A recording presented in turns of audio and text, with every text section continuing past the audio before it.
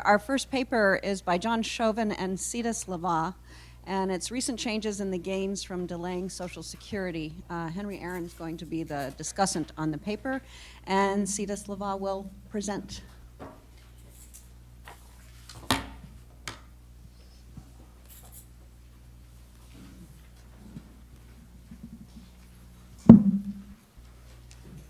Right, so the title of the paper that I'm going to present is Recent Changes in the Gains from Delaying Social Security.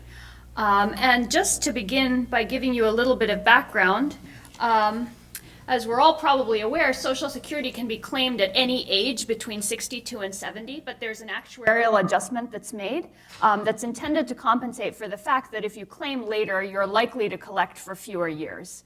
Now, it's often repeated that this adjustment is actuarially fair. In other words, the average person gets the same net present value of benefits regardless of when they claim benefits. But what John and I have shown in a recent paper is that given today's mortality and today's interest rates, most people, even people with mortality that's like twice the average, can gain from delaying. So the adjustment might have once been actuarially fair. It is probably not anymore.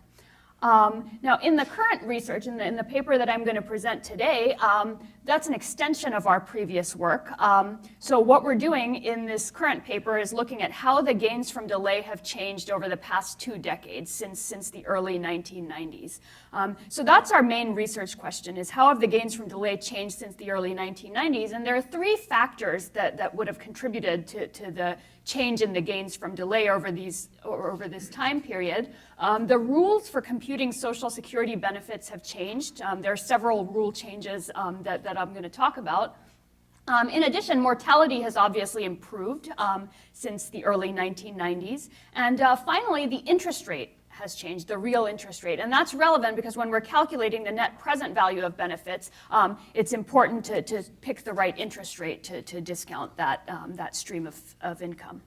The second research question that we look at in this paper is our previous conclusions about the gains from delay relied on a somewhat unusual claiming strategy for 2-earner couples. And I'll tell you what that strategy is in a few slides. But it's not a very well-known strategy. It's arguably an unintentional thing. And so what we want to do is look at how much is that strategy actually worth. So what is it actually getting for these 2-earner couples? What happens if we take it away? Now, to give you a little bit more background, Social Security benefits, as we're all probably aware, are based on the highest 35 years of a person's earnings indexed for average wage growth in the economy. A key quantity in computing benefits is the person's primary insurance amount, PIA, which is what you'd get if you retired at your full retirement age, and that's 66 for people retiring today. And there's a whole adjustment schedule. So if you look at age 62, you'd get 75% of your PIA. At age 66, you get 100% of your PIA. And if you delay till 70, you get 132% of your PIA. So that's how benefits get adjusted depending on when you claim. Now, for couples, there's an additional wrinkle. One member of the couple can claim a spousal benefit that's equal to 50% of the primary earner's PIA and that's what they get if they claim at full retirement age. The spousal benefit is reduced if you claim early, but it's not increased if you delay, and that's going to be important to know in a little bit. Now, this spousal benefit was intended for 1-earner couples, but as I'm going to explain, 2-earner couples can actually use it strategically. Now, just to kind of step back, delaying is basically equivalent to buying an annuity. You sacrifice Social Security benefits today in exchange for higher benefits that continue for the rest of your life. Now, just to kind of summarize the main result from our previous work, what we found is that deferring Social Security is a pretty good deal for single men in average health. It's an even better deal for single women in average health because their mortality is lower. It's a so-so deal for the lower earner in a couple, and I'll explain in just a second why. It's a very good deal for the higher earner in a couple. We looked at different demographic groups and different sort of health risks, and what we found is that delaying is good deal for most demographic groups. It's a good deal even for people in poor health, particularly for primary earners in poor health. Now, the intuition behind this result is that if you're single and you delay benefits, what you're effectively buying is a single life annuity. It continues for the rest of your life. For couples, it's a little bit more complicated. Survivor or widow benefits are based on the higher of the two individual benefit amounts, right? So when your spouse passes away, you can switch to their benefit if it's greater than the benefit that you were receiving. So effectively, what this means is that the higher earners' benefits are paid out as a second-to-die annuity. So they last for the entire lifetime of both members of the couple. The lower earners' benefits, on the other hand, are paid out as a first-to-die annuity, right? Because the lower earner switches to the higher earner's benefit if the higher earner dies, and the lower earner's benefits end when the lower earner dies as well. Now, all of these annuities are sold on the same terms. The adjustment for delaying benefits, they're the same regardless of which type of annuity you're getting, but obviously a second-to-die annuity is much more valuable than a single life annuity, which is more valuable than a first-to-die annuity. So that's kind of the intuition behind the results that we're getting. Now, these results, as I said, depend on a somewhat unusual claiming strategy for two-earner couples. And that strategy is that basically one member of the couple, even in a two-earner couple, can claim a spousal benefit while delaying their own benefit. So here's how this might work. You might have a secondary earner claiming their own benefit at age 62. The primary starts collecting a spousal benefit at age 66, and then the primary switches to his or her own benefit at age 70. Okay, so basically the primary has been able to delay his or her own benefit to gain from the deferred retirement credits and get paid during the delay period. Now, this is legal, but it's not well known, and it's arguably an unintentional consequence of a system that was designed with one-earner couples in mind. So what we're going to do in this paper is examine what this strategy is worth to two-earner couples. So if we take it away, how much would it hurt them? In addition, I said the main research question was how has the deal changed since 1990? There have been several rule changes since the early 1990s. The full retirement age has increased from 65 to 66. There has been a pretty substantial increase in the delayed retirement credit. That is the credit you get for delaying benefits beyond full retirement age. And in addition, a new provision known as file and suspend was introduced in 2000. So prior to 2000, you could only claim a spousal benefit if your spouse had already claimed his or her own benefit, right? So think about sort of a one-earner couple. So assume the husband's the primary earner and he's 2 years older than the wife. And let's say they both have a full retirement age of 66. If the husband wants to delay his benefit to age 70, the wife is forced to delay her spousal benefit to 68. Okay, that's even though she's not earning any delayed retirement credits for delaying beyond 66. So that sort of imposes a cost on the couple for delaying the husband's benefit. But file and suspend changes that. So since 2000, what the husband has been able to do is file for his own benefit at his full retirement age, that's 66, and then suspend his benefits. And a suspended benefit does continue to grow through deferral. So he can file and suspend at 66, and that allows the wife to claim her benefit starting at age 64 onwards. Just all he has to do is file. So that's how that might help a couple. And so we're going to look in particular at what that does for couples, particularly one-earner couples. Other changes that have occurred since the early 1990s are obviously mortality has improved and interest rates have fallen considerably.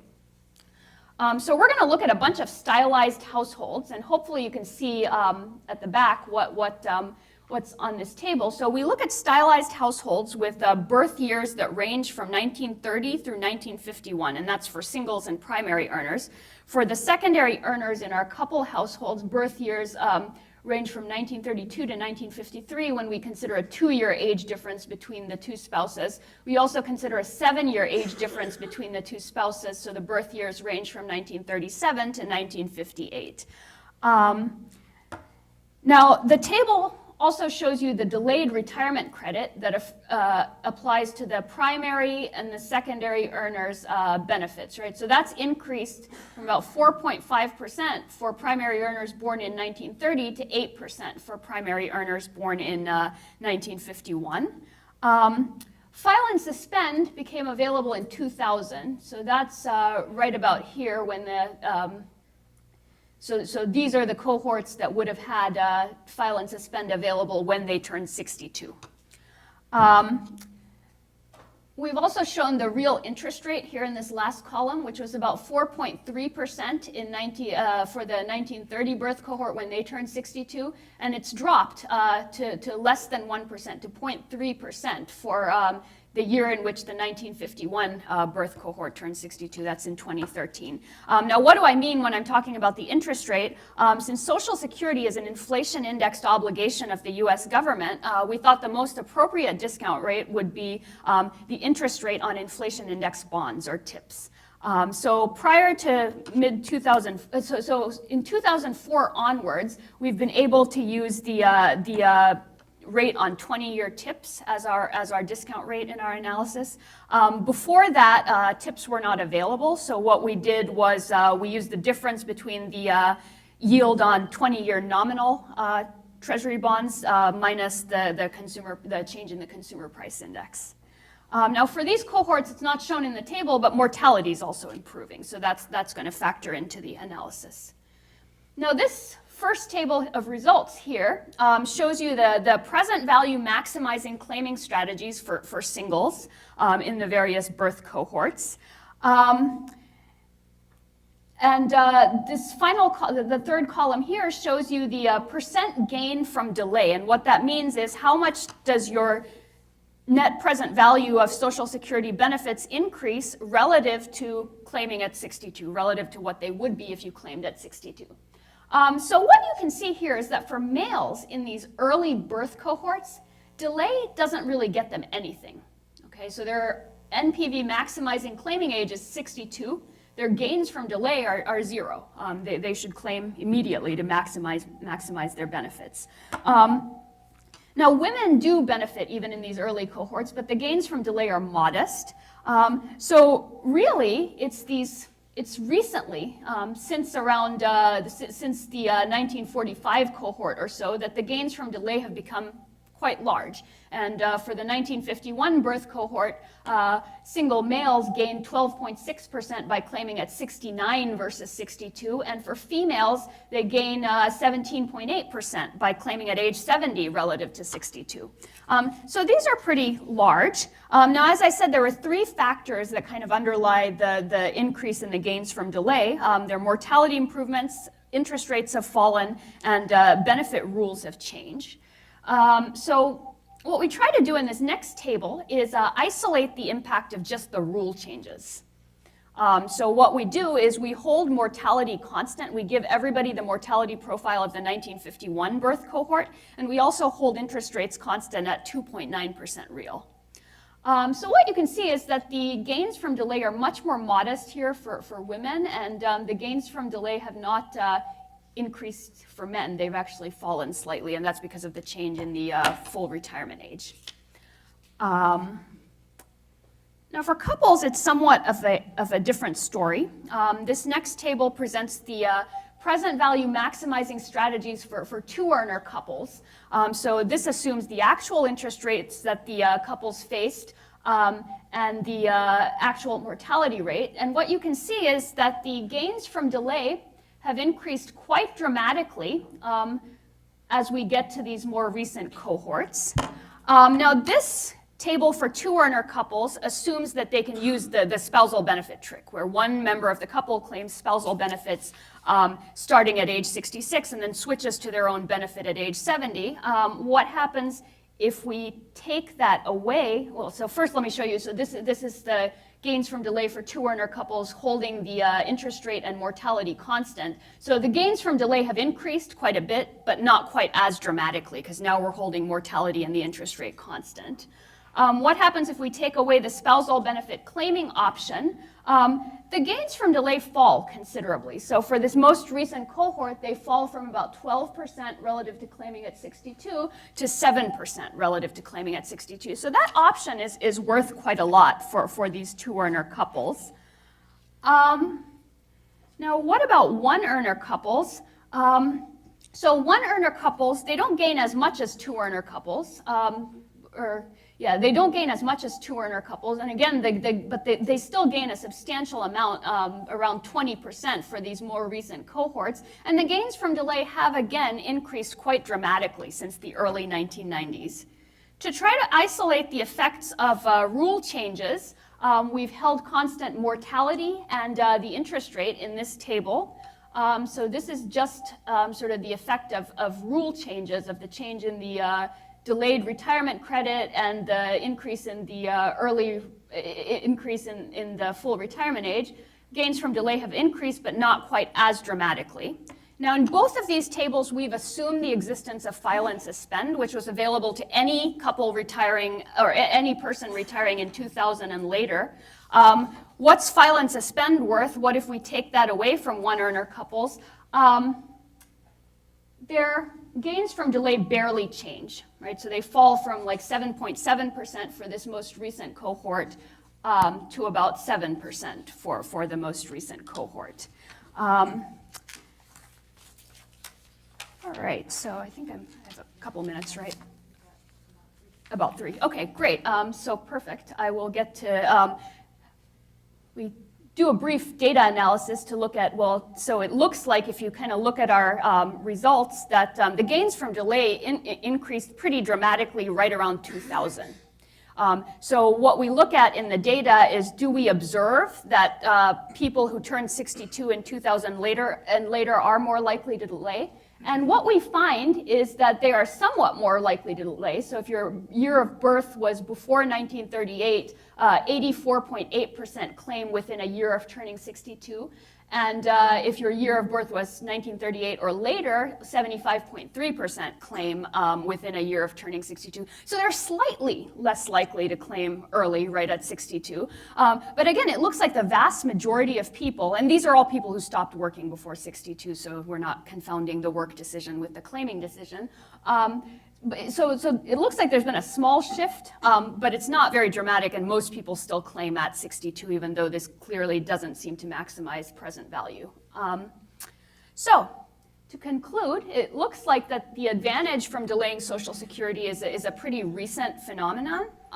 The gains from delay were pretty modest in the early 1990s, and they were pretty much non-existent for single men, and they were pretty small even for couples. Since then, a bunch of things have happened. Mortality has improved, interest rates have fallen, and Social Security's rules have made it quite a bit easier to delay benefits and and have a bigger payoff from doing that.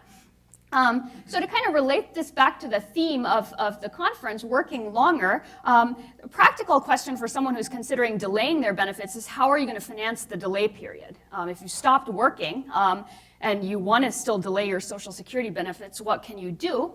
One option would be to tap into 401k assets, but if that's not available, another option could be to work longer.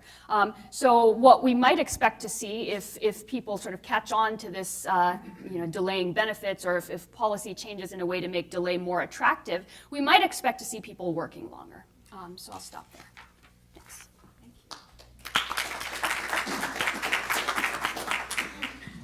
Thank you very much. Henry.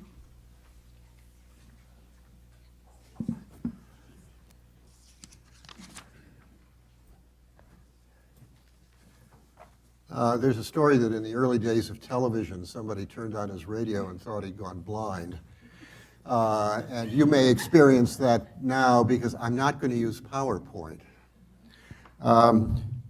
Abraham Lincoln once said of a book that for people who like this kind of a book, this is the kind of a book those people will like.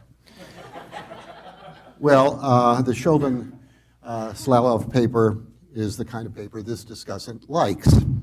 It uses straightforward and readily comprehensible methods to confirm and extend important conclusions, and it raises questions that are deep and far-reaching. When should people claim Social Security retirement benefits? When do they claim retirement benefits? To the extent that the answers to these questions are not the same, what difference does it make, and how are those differences related to personal characteristics? I'm going to refer to the authors as SS henceforth, not to be confused with Social Security. SS here and in previous work have shown quite conclusively that most people should wait to claim retirement benefits until well after they are initially eligible at age 62 and well after most people actually claim benefits. That wasn't always the case. The delayed retirement credit is much larger now than in the past. Longevity is increasing, at least for the well-educated, and interest rates have fallen. Each of these factors makes it more profitable to wait to claim benefits. Even now, of course, waiting to claim benefits is not optimal for some. If one's parents died young or one's doctor has just delivered a dire prognosis, averages don't apply. But SS deal with cohort averages and marital statuses, not with individuals or with the full range of personal circumstances that determine when it's best to claim benefits. For most people with sufficient assets, the best policy is to use some of their savings to buy an increase in a riskless real annuity by waiting to claim Social Security. But that isn't what people typically do. Most people claim benefits at age 62 or soon thereafter. As SS show, for most people, waiting well beyond age 62 raises the present discounted value of expected lifetime benefits.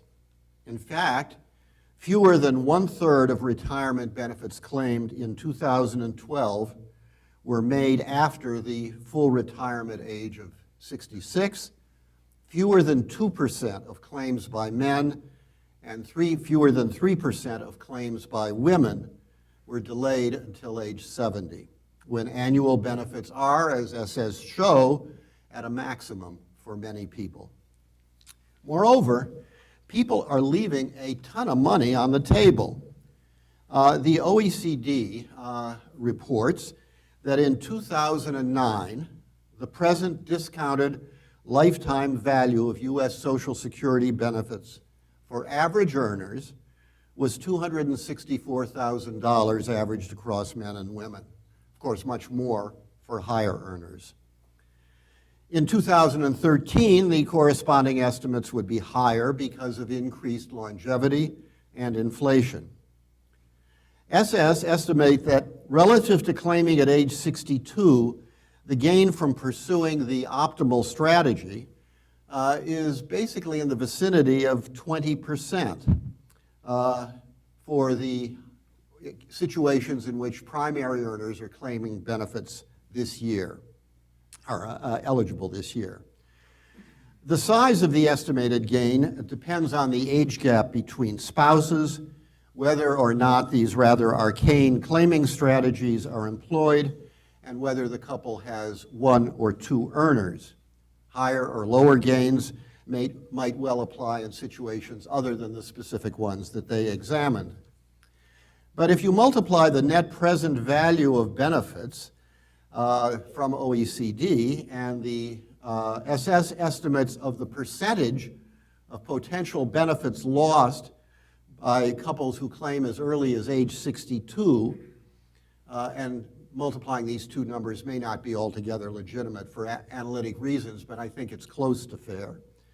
The dollar loss can run in the vicinity of $50,000. And for above average earners, the dollar value of the loss is even greater than that, which isn't chump change, not even in Silicon Valley, and certainly not anywhere else.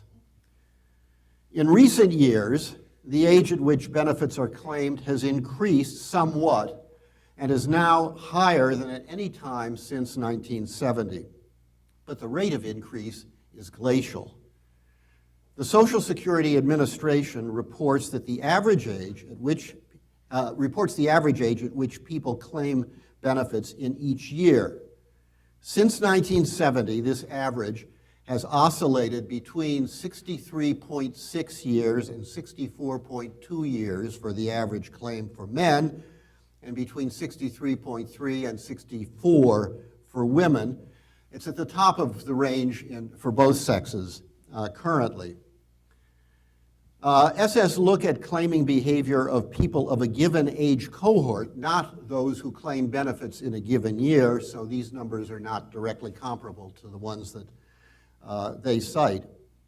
But their analysis confirms that younger cohorts are claiming benefits later than earlier ones did, and that people with some college claim benefits nearly 4 months later on the average than do people with less education than that.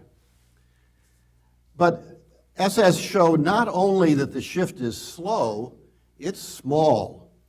An increased delay in claiming benefits based on age in their sample of 4 months against the sample average delay of 7 months that prevailed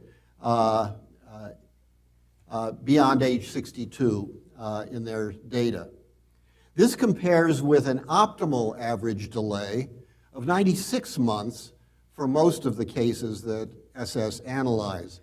And those at the top of half of the wealth distribution actually claim benefits a couple of months earlier than those in the bottom half do, which is just the opposite of what would be the sensible thing for these folks. So one's driven to ask, why are people behaving so grossly against self-interest? One possible explanation is that they are badly advised, and that surely is true, as the standard advice, including frequent and not so subtle nudges from Social Security administrators, has long been to claim benefits as early as possible. Recently, top administrators have tried to change that by urging the staff not to give this advice, but they've run into a lot of angry resistance from the agency's employees. But the explanation of bad advice is really no explanation at all, as it simply shifts the question: why was the bad advice given and taken? A second possible explanation is that large gains from delayed change are of relatively recent vintage. The Social Security norms the retirement norms and claiming norms that influence us all are shaped by the incentives, and they may not yet have evolved in response to the changed incentives. SS point out that waiting to claim benefits for singles wasn't worth very much for people turning age 62 until the late 1990s, and it didn't amount to much until roughly 2005. That explanation, I think, takes us some distance. It fits in with another striking fact observed long ago by Gary Burtless. In 1970, 9 years after the initial eligibility age was lowered from 65 to 62 for men, the peak claiming age remained at age 65. It took at least 15 years more for age 62 to become the modal age of claiming benefits. But I think this explanation also is not satisfactory. The incentive for couples to defer claiming has been large now for some time. Why hasn't there been more movement among couples to defer claiming? And why has it not been more rather than less pronounced among those with comparatively high wealth? They are the ones who are best positioned to take advantage of the really terrific deal available to them, which is to replace part of their liquid but risky portfolio with an asset fully protected from inflation or other market risk and guaranteed to last as long as they live. That leads to a third possible explanation, and the one that I find most plausible. The finding that it pays to wait to claim benefits is psychologically false. SS use discount rates that financial economists find reasonable. But people who do not wait to claim benefits reveal that they are using much higher discount rates than SS use. In plain English, they are impatient and myopic. People systematically underweight future gains. They may have irrationally high time-consistent discount rates or time-inconsistent alpha-beta discount rates, or they may simply procrastinate. In any case, like the character in Willy Wonka, they want it now. This mentality, in fact, is one of the more important reasons why every developed nation has instituted some form of mandatory social insurance. And in that connection, I think it would be really useful in a revision of the paper to do internal rate of return calculations and see what the discount rate would have to be to make early claiming or late claiming indifferent. I think that the SS findings have implications well beyond the specific topic that they have been investigating. First, none of these explanations should give much comfort to those who believe that people left entirely to their own devices will plan well for retirement, and that holds for managing 401k accounts. Nudges, incentives, and mandates have their role in encouraging people to save adequately and prudently for retirement. In that connection, the nudges that Social Security administrators have been giving to people to claim benefits as early as they can are dreadfully ill-considered, and senior officials are right to come down as hard as they can to change the culture of employees. Second, the work that Shoven and Slavov and others are doing is sinking in. At least among journalists, as I learned at a recent short course on aging run by the Mailman School of Public Health at Columbia University. I believe this research can have a major and benign effect, narrowly on claiming behavior and more broadly on how people plan for retirement. Third, changing the way Social Security is framed can affect when people claim benefits and when they actually retire, which is the theme of this conference. Currently, age 66 is variously regarded as the full retirement age, or more commonly and more normatively, as the normal retirement age. In fact, there's nothing normal about age 66 as either a claiming or a retirement age. And full benefits are actually payable at age 70, not at age 66. Benefits are scaled almost linearly between age 70 and age 62. A simple change, calling age 70 the normal or full retirement age, would change nothing of substance in the Social Security program itself, but it would alter the way that the benefits are framed. Recent research by economists at the Congressional Budget Office indicates that the shift in what is called the normal retirement age from 65 to 66 has been associated with a perceptible shift in the specific age and month when benefits are claimed. Finally, the gross disconnect between the age at which a financial economist would recommend that people claim benefits, a recommendation based on straightforward modeling using standard economic principles, and the age at which people actually claim benefits should discourage economists from analyzing the welfare effects of Social Security with models that assume a form of rational decision-making not in evidence, at least as indicated by this genuinely useful paper. Thank you. Thank you, Henry. So, first of all, I wanted to say that I am a not so normal 66-year-old. But those were great comments. I really appreciated them. I just want to emphasize one thing, which is probably obvious to all of you. Most returns available in financial markets are fluctuate essentially daily, and they're set in the market, and they're set in such a way that the deal on one asset is, in some sense, all things considered, competitive with the deal on other assets.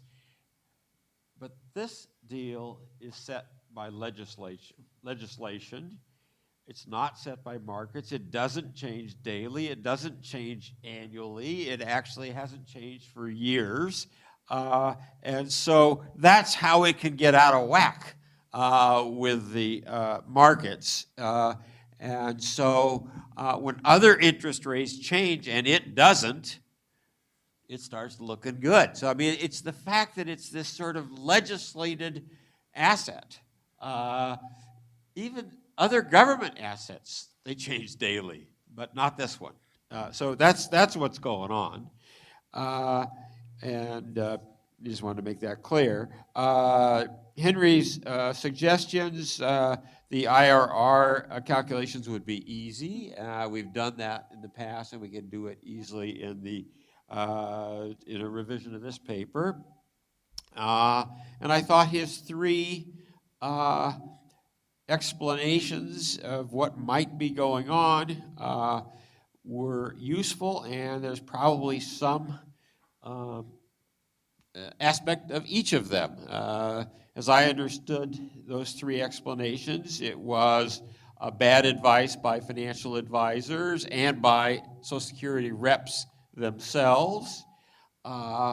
Second was that the great deal is of a recent vintage, and it takes a while for people and advisors to adjust to the new circumstances. And the third was that the more psychology, discount rate, impatience, if you like. And my guess is that all of the above would each contribute to the R squared of the explanation. So I thought those are good ideas. Thanks, John. Can I ask a question, since I have the microphone, to one of you? Historically, how did we come to call 66 100%? Where did that, was there a time when that was 100? Because it's never made sense normatively to send that message to people that that's 100% when it's not. I guess before the 60s, there was only one retirement age. I mean, it was 65, there was no adjustment, and then early claiming was introduced in the early 60s. For women, 1956, Yeah, for men, 1962. But there's a formula that determines your benefits. But now that you've got 8 years of choice, it only can determine the benefits on one point on your choice. And they've chosen that the formula's benefits determines what you get at 66, and every other benefit at every other age is connected to that. And as Henry said, it's not either normal or full or anything else. It's just kind of the way the whole deal is characterized. You could easily have, well, first of all, full benefits should be 70, I suppose. Those are the highest benefits you could get. But you could even adjust the formula so that it refers to 70 and everything else is a discount from that number. Gary. Jason. I wonder whether the evidence in the paper just reinforces the message of a closely related literature, and that is, why do people buy so little annuities? Because the analogy that John and Sita offer of purchasing a single life annuity or some other variant of annuity by delay seems to me exactly right. And the results seem to imply that if we treat claimants as being rational, they are satiating or more than satiating their demands for annuities by the benefits that they can claim at age 62, even though annuities are being offered to them on extremely attractive terms. And this message is actually reinforced by their results, which show that people in the top half of the wealth distribution are in fact more likely to claim at 62, and you would think these people have the liquidity to be able to buy more annuity if they would like to do so, simply by delaying their claiming behavior. It strikes me that from the perspective of most economists, theories of optimal portfolio allocation, people are clearly failing, but of course the other implication would be, well, actually, if they're rational, they don't want any more annuities than the annuity that they're getting at 62. Sita and I, we've talked about this. Most previous studies of annuities have found that, people don't buy many of them, and one explanation was that annuities carry a big load, and they're bad deals. Well, here's an annuity that carries no load, it's a good deal, and they still don't take it. Better than actuarially fair, so. So Steve and Clemens and Jason. Just wanted to thank you. It's an excellent paper, and just wanted to add some nuances on some of the explanations. I think most people can't do these calculations on their own, and so they're going to rely on either an advisor or reading it in the popular press. And so I think up until a couple of years ago, advisors didn't know about this, and they were giving bad advice, and the popular press wasn't picking up on it. But I think about 2 or 3 years ago, both entities started picking this up. So it'll be interesting to see in the years to come. You can't pick up a financial magazine now without reading about the benefits of delaying Social Security. So the word is getting out. So it'll be interesting to see if that has a trickle-down effect and actually it's used. So I'd suggest maybe following this in the years to come to see if it has any impact. I'm skeptical because actually I think with the comment that I want the money now, I think that's really the dominant reason, and that'll still be the dominant reason. I'll add though, I give retirement planning workshops and I write columns, so I'm face to face with people that we're talking about. And other reasons I hear are, oh, they're going to change Social Security and cut it back, so I better get it now. So I hear that one. May not be logical, but that's a reason. And then the other one is that, well, I've got good health now, and I know I could get more money later, but I want to enjoy my retirement now because later I'm going to be sick and not being able to enjoy the money. So I want it. It gets back to I want it now. And I just really think that's the dominant reason. So I just wanted to add those nuances there. Yeah, I think it would definitely, it's definitely gotten a lot more publicity recently, this idea that delaying Social Security can be good for people. So it would be interesting to follow up to see if that changes behavior. All right. And just one more thing. Up until a couple years ago, the financial advisors were saying, take it early, I'll invest it for you, I can generate a good rate of return. So there's actually a conflict of interest going on. They're now waking up to that's bad advice. Right. The people we're talking about are people that are currently, let's say, 55 and over, and that is people that are either eligible for Social Security or will be soon. And I think they underestimate how safe their Social Security deal is because of the politics of the situation. I don't think anybody 35 or younger should bother reading this paper because their deal is going to be completely changed from what it is now. I don't know how it's going to be changed, but it won't. This particular deal won't be there. Clemens. Great, yeah, I enjoyed very much the paper. One question I have is follow up on Henry's point on discount rates. And for people with a lot of liquid assets and people that invest in tips, for example, using that discount might be the relevant discount. But for other people that are maybe less affluent, they might have other relevant discount rate because their marginal source of funding could be different. And those would be people that have less financial wealth, people that might not have the health to go back to work.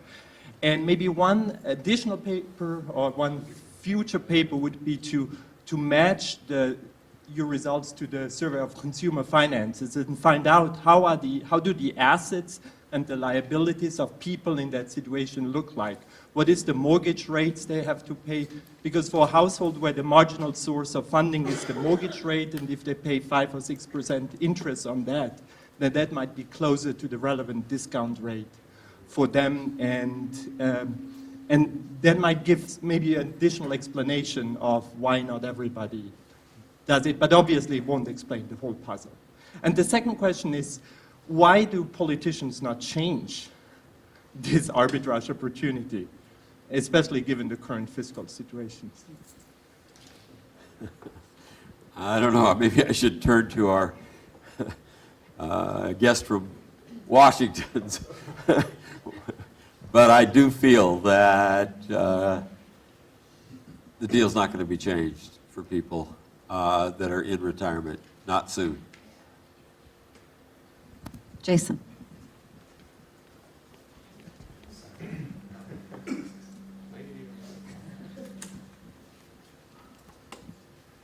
So, just a couple of comments on this.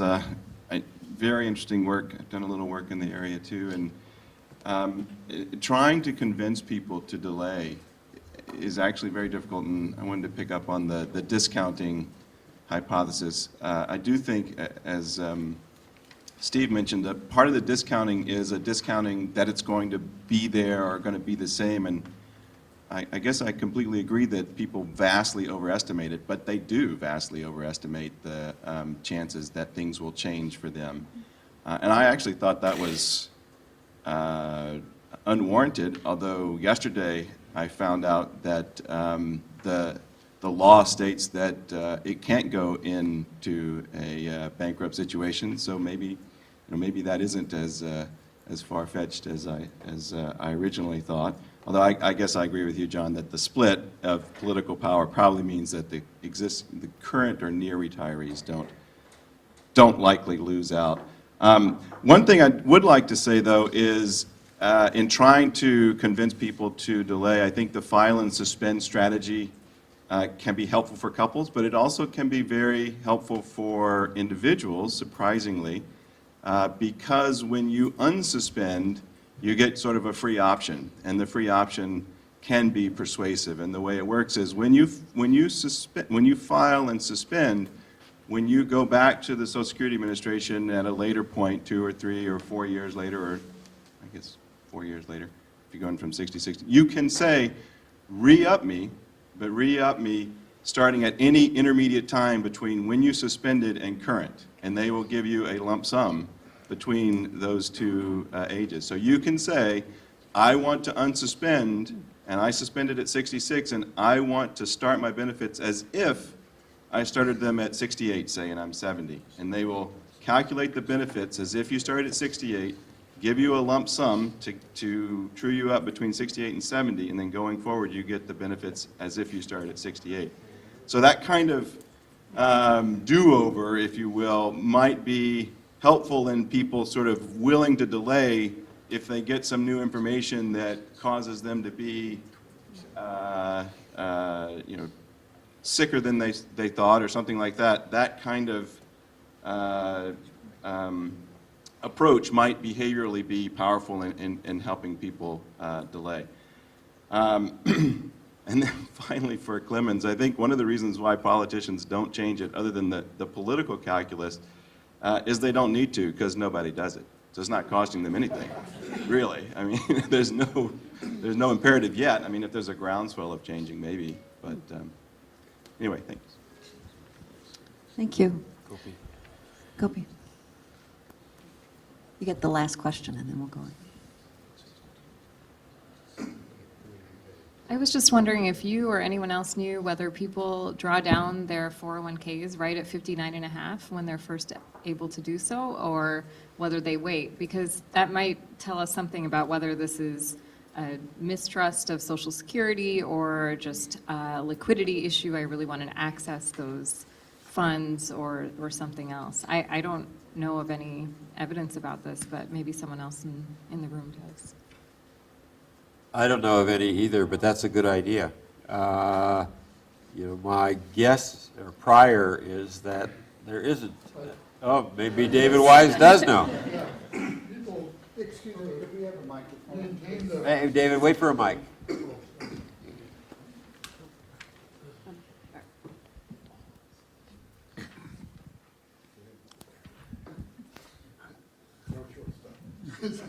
People maintain their assets in IRAs and 401ks. You notice a big jump in withdrawal at the time of mandatory distributions. So I think there's a pretty clear answer, I think, to your question.